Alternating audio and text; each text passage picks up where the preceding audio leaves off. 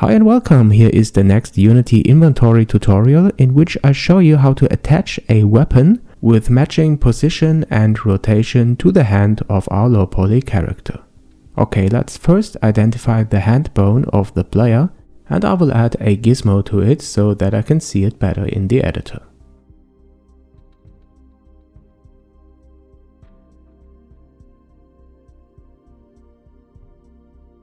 In this tutorial, I will use the axe to be attached to the player's hand, so I will copy this model and attach it as child object to the right hand bone.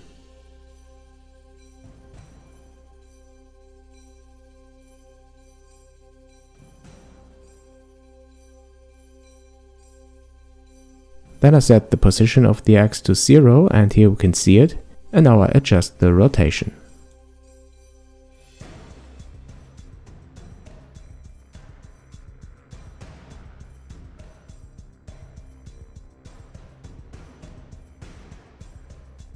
Okay, I think this will work. Now I start to see how this will look like when he's walking. Yeah, pretty nice.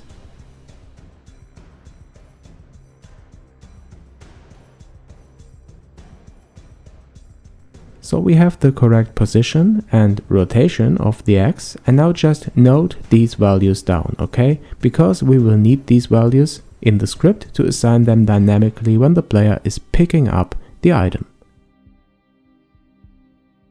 I open the script inventory item base now and add the public member variables of type vector3 for the position and rotation of an item that we have to assign, for example, to the axe dynamically in the script when it is used by the player.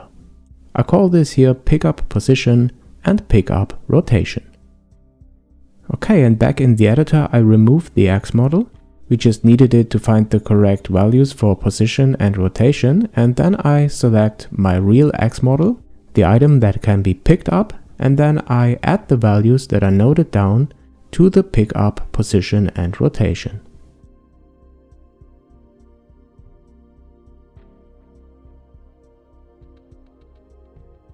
In the player controller script and the item used handler that is called when the item is used, I can refer to these values, the pickup rotation and position, and assign them to the transform of the picked up item, like the axe.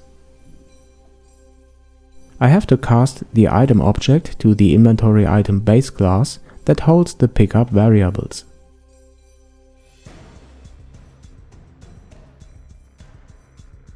We have to use the local position and rotation for the item.